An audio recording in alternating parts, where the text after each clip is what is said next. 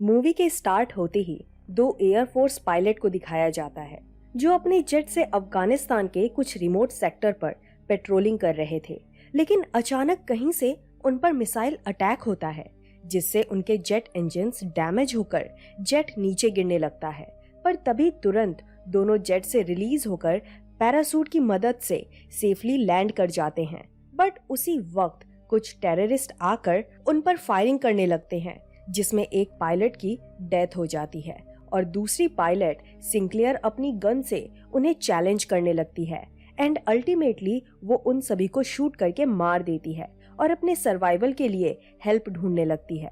कुछ दूर चलने पर उसे एक बंकर दिखाई देता है जिसके डोर को हैवी स्टील चेन से लॉक किया गया था और उस पर रशियन में कुछ लिखा हुआ था।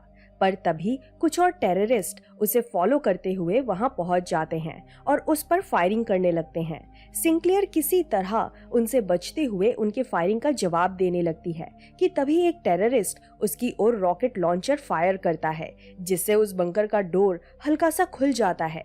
सिंक्लेयर अपनी जान बचाने के लिए तुरंत उस बंकर के अंदर चली जाती है जहाँ पूरा अंधेरा था। वहाँ उसे रियलाइज होता है कि वो एक अंडरग्राउंड बंकर था जिसके स्टेप्स काफी नीचे तक जाते थे। वो उन स्टेप्स से नीचे चली जाती है जहां एक एक्सपेरिमेंटल लैब था और वहां काफी सारे मेडिकल रिपोर्ट्स और मेडिकल सप्लाईज पड़े हुए थे। तभी उसे एक टेप रिकॉर्डर मिलता है जिसे वो अपने पास रख लेती है और आगे सर्च करने लगती है। फर्दर उसे एक साइंटिस्ट की डेड बॉडी और कई सारे बायो चैम्बर्स दिखाई देते हैं जिसके अंदर ह्यूमन बॉडी को रिस्टोर किया गया था। वहाँ वो सारे टेररिस्ट भी बंकर के अंदर चले आते हैं और स्टेप से नीचे उतरकर सिंक्लेयर को ढूंढने लगते हैं, जिसके बाद वो लोग सिंक्लेयर पर फायर करने लगते हैं जिससे वहाँ रहा एक बायो चैम्बर ब्रेक होकर उसके अंदर रही ह्यूमन बॉडी नीचे गिर जाती है। लेकिन देखने पर वो बॉडी किसी नॉर्मल ह्यूमन की तरह नहीं बल्कि किसी ह्यूमन शेप्ड क्रिएचर की तरह दिख रही थी।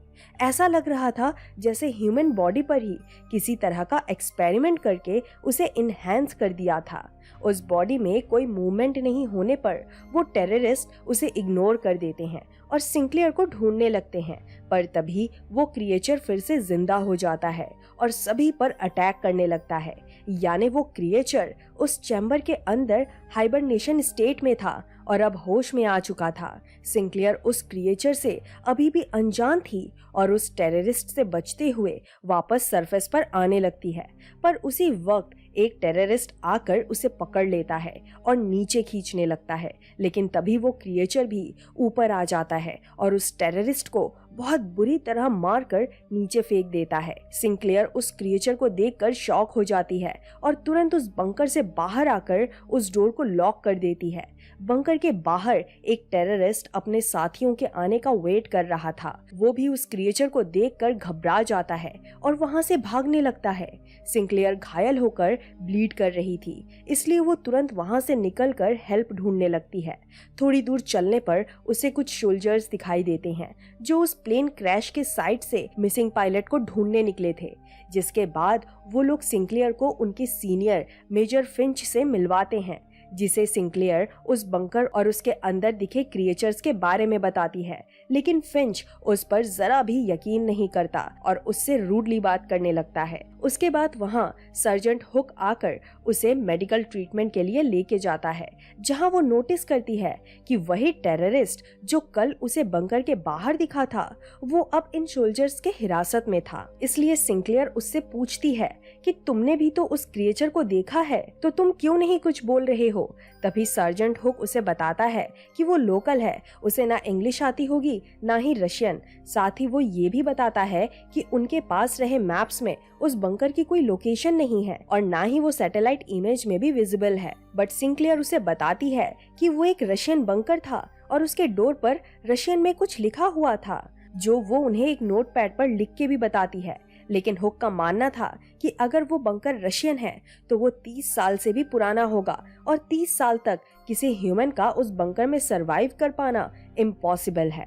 तभी वो टेररिस्ट उन्हें बताता है कि वो कोई ह्यूमन नहीं बल्कि एक बहुत ही खतरनाक क्रिएचर है और इसी वजह से उस डोर पर रशियन में लिखा है डू नॉट ओपन सिंक्लेयर के पूछने पर वो टेररिस्ट अपना नाम कबीर बताता है, जो उन सभी टेररिस्ट का ड्राइवर था और ह्यूमन क्रूएलिटी और वायलेंस जैसी चीजों से नफरत करता था। लेकिन इसके बावजूद वो सिर्फ अपनी फैमिली को उन टेररिस्ट से बचाने के लिए उनके साथ मिला हुआ था। मीनवाइल उस बंकर में हम देख पाते हैं कि वहाँ जितने भी क्रिएचर्स थे वो सब अब अपने अपने बायो चैम्बर से बाहर आकर उस बंकर का डोर ओपन करने लगते हैं। दरअसल जिस क्रिएचर ने सिंक्लेयर को मारने की कोशिश की थी उसने सिंक्लेयर की लोकेशन ट्रैक कर ली थी और उस पर अटैक करने के लिए टेलीपैथी द्वारा अपने सभी साथियों को होश में लाया था। अगले सीन में हम समझ पाते हैं कि मेजर फिंच ने ऑलरेडी अपने सीनियर्स को एक ईमेल भेजा था जिसमें उसने सिंक्लेयर के बताए हुए बातों का मेंशन किया था, क्योंकि जब उसकी यहाँ पोस्टिंग हुई थी तब उसे बताया गया था कि अगर उसे इस लोकेशन पर कोई भी अनयूजुअल एक्टिविटी दिखाई देती है तो वो तुरंत अपने सीनियर को उसकी रिपोर्ट करेगा। यानी इससे पता चलता है कि आर्मी इंटेलिजेंसी को ऑलरेडी वहाँ कुछ अजीब होने की बात पता थी, जो उन्होंने अपने सोल्जर्स तक से सीक्रेट रखी थी। अब वो सभी क्रिएचर्स आर्मी बेस कैंप के पास पहुंच जाते हैं और उन पर अटैक करने लगते हैं, जिनका सोल्जर्स के पास कोई जवाब नहीं होता।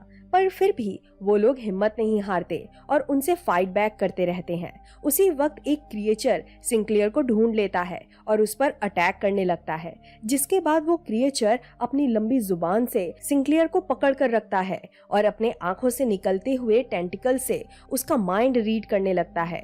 पर तभी कबीर अपनी तलवार की मदद से सिंक्लेयर को बचा लेता है और उस क्रिएचर की जुबान और टेंटिकल्स को काट कर उसे बहुत बुरी तरह मार देता है। वहाँ मेजर फिंच के टेंट में भी एक क्रिएचर आ जाता है और उसे बहुत बुरी तरह घायल कर देता है, लेकिन वो किसी तरह एक बेसबॉल बैट की मदद से उसे मार देता है। अब उस अटैक में उनके काफी सोल्जर्स मारे जा चुके थे और वो क्रिएचर खत्म होने का नाम ही नहीं ले रहे थे। इसलिए सभी लोग फिर अपनी सेफ्टी के लिए एक कंटेनर में चले जाते हैं और अंदर से खुद को लॉक कर देते हैं। उन सोल्जर्स को अभी भी अपने आंखों पर विश्वास नहीं हो रहा था कि उन्होंने किस प्रकार के क्रिएचर को देखा था। इसलिए वो कबीर से पूछते हैं कि क्या वो उस क्रिएचर के बारे में कुछ जानता है।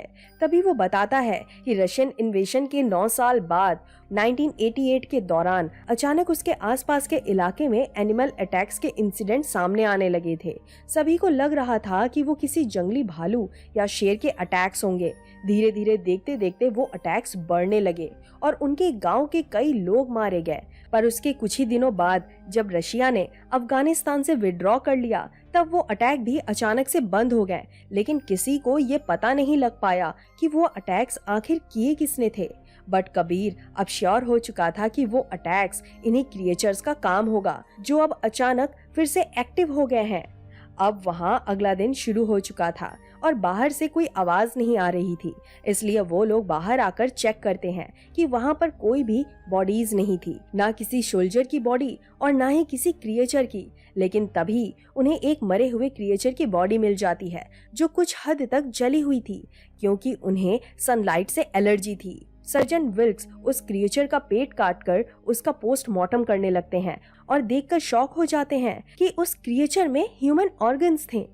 फिर फिंच उन्हें बताता है कि वो ह्यूमंस ही हैं। दरअसल कल जब उसने अपने हाई अथॉरिटीज को ईमेल भेजा था तब उनके रिप्लाई में उसे ऐसी कुछ बातों का पता चला था जिसे सुनकर उनके होश उड़ गए थे। उसे बताया गया कि साल 1979 में एक अनडिफाइंड ऑब्जेक्ट हमारे अर्थ के ऑर्बिट में एंटर हुआ था, जो कि अफगानिस्तान के एक रिमोट लोकेशन में जाकर क्रैश हुआ। और जब रशियन को ये बात पता चली तो उन्होंने उस लोकेशन को ढूंढ लिया और पता लगाया कि वो ऑब्जेक्ट एक एलियन स्पेसक्राफ्ट था, जिसके अंदर एलियंस मौजूद थे। इसी वजह से रशिया ने अफगानिस्तान को इन्वेड किया ताकि वो लोग सीक्रेटली उस स्पेसक्राफ्ट और उसके अंदर रहे एलियंस पर रिसर्च कर सकें। और अपने रिसर्च के दौरान उन्होंने एलियंस के डीएनए को डिकोड किया और उस डीएनए को ह्यूमंस पर एक्सपेरिमेंट करना स्टार्ट किया। और वो ह्यूमंस और कोई नहीं बल्कि अफगानिस्तान के लोकल्स ही थे।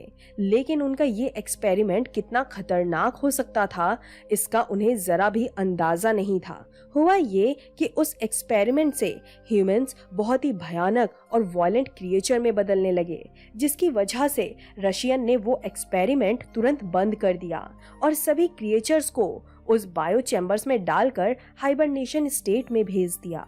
उसके बाद वो लोग उस बंकर को लॉक करके वापस लौट गए। बट आर्मी इंटेलिजेंसी को उस सीक्रेट बंकर की भनक तो थी, पर उन्हें कभी उसकी लोकेशन पता नहीं चली। इसी कारण वो पिछले कुछ सालों से अफगानिस्तान के कई सेक्टर पर वॉच रख रहे थे। और फाइनली जब सिंक्लेयर ने उस बंकर का जिक्र किया तो उन्हें श्योर हो गया कि ये वही बंकर है जिसकी वो लोग बरसों से तलाश कर रहे थे। अब सिंक्लेयर के मुताबिक उस बंकर में हजारों बायो चैम्बर्स थे जिसके अंदर हजारों क्रिएचर्स हाइबरनेट कर रहे होंगे।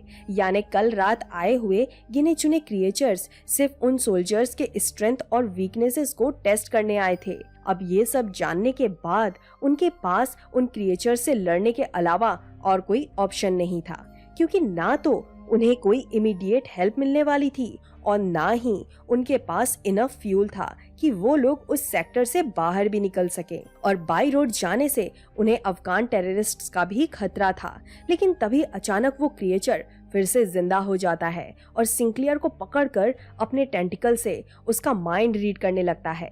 पर सिंक्लेयर किसी तरह हिम्मत करके उसे किक मारती है और उसके पकड़ से छूट जाती है। उसके बाद फिंच उन सबको बचाने के लिए एक हैंड ग्रेनेड प्लग करता है और उस क्रिएचर के साथ साथ खुद को भी ब्लास्ट कर देता है। अब वहाँ सिर्फ 8 ही लोग बचे थे और उनके पास वेपन भी बहुत कम थे, जिसकी वजह से सिंक्लेयर उन्हें सजेस्ट करती है कि वो लोग उस बंकर को ही एक्सप्लोजिव से ब्लास्ट कर देंगे ताकि सभी क्रिएचर्स एक साथ खत्म हो जाएं। इसलिए वो लोग अब उस बंकर के अंदर जाकर एक्सप्लोजिव को अंडरग्राउंड में फेंक देते हैं। लेकिन तभी एक क्रिएचर आकर सर्जेंट हुक को नीचे खींच लेता है और बाकी लोग उसे बचाने में नाकामयाब हो जाते हैं।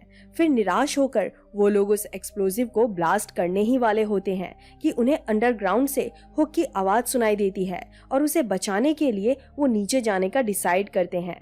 अब प्लान के अकॉर्डिंग विल्क्स ऊपर ही रुक जाता है ताकि वो उनकी लिफ्ट को ऊपर खींच सके, जिसके बाद हुक की तलाश में वो सभी बंकर के लैबोरेटरी में चले जाते हैं, जहां का नजारा देखकर वो लोग शॉक हो जाते हैं क्योंकि वहां एक जायंट बायो चैम्बर में एक एलियन को हाइबरनेटिंग स्टेट में रखा था।